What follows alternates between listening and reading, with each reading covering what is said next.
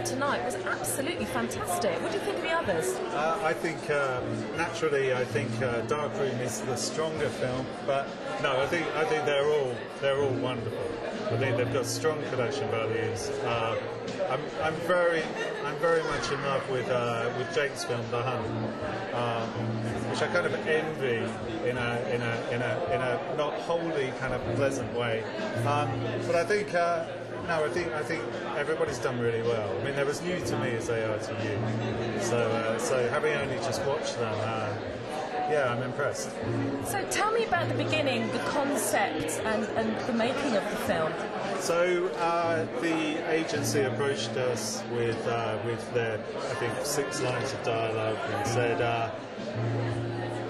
"What would you do with this?" And so quite a few of the RSA directors wrote the film they would like to make based around that dialogue. Some of us wrote more than one because we enjoyed the game so much, and then they were shortlisted, and before we knew it, we were kind of making them, and we were up and running and playing, and yeah, it's just been good fun since, you know. And it's a fantastic story. What's fantastic about it is that you want to see more. And was that totally your intention, and would you like to extend it? Yeah, I think my film very much. Yeah, I think it's almost we've touched on something, but I think yeah. So I've been developing a story, kind of writing, and we have something that could be bigger and maybe a more immersive kind of world. But yeah, it's a very good indicator of where things could go. And what was your inspiration for the film? It was the inspiration for the film was a picture of a semi-naked girl in a bath. It wasn't heart-shaped, but it wasn't that bath, but it was nice. And I'm not sure where I found that image. I found it by chance, but it's yeah, I thought it was an interesting emotional trigger. I thought it was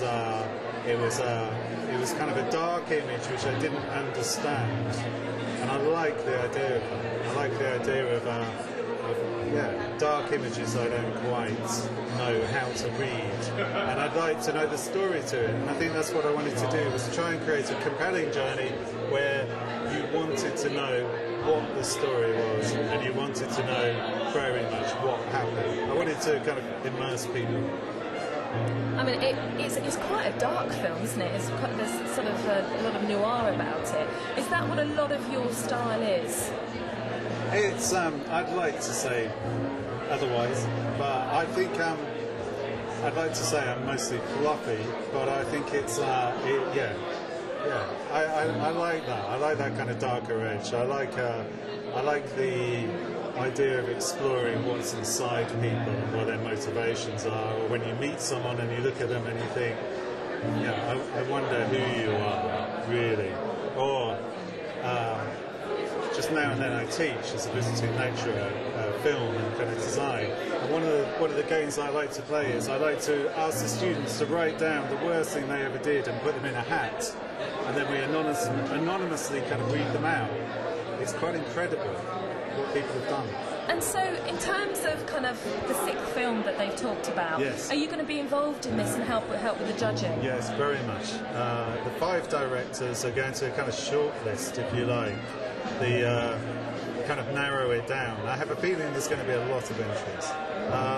So we're going to be the buffer, and we're going to shortlist quite creatively, and then Ridley is going to actually have final say on which of the shortlist is the film of choice. So yeah, it's going to be good fun. And lastly, what are you going to be looking for in this film? I'm going to be looking for, well, what I'm not going to be looking for is production values. I'm not interested.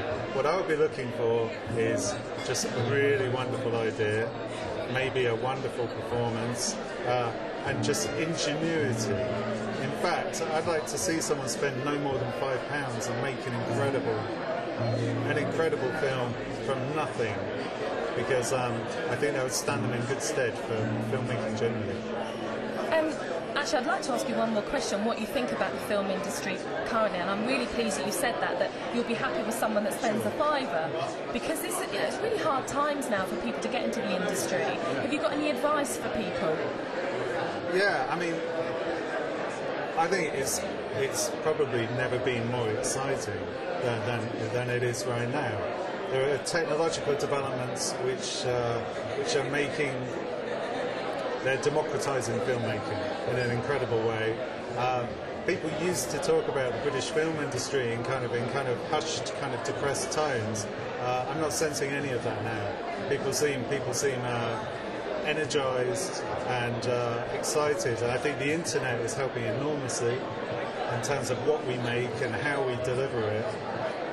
Maybe we don't all make features. Maybe we make web episodic films. You know, I think Duncan Jones has proved very exciting with Moon. You know, we're seeing films coming through that kind of, I think, wouldn't have been made before, but are getting made now. So I think it's thrilling, and I think commerce has an interesting part to play in this as well. I think once you can kind of get your head around the idea of commercial involvement in some form, then suddenly the options in terms of what you can do become quite incredible. So I'm thrilled with the way it is, and I think essentially people just have to stay true to what it is they want.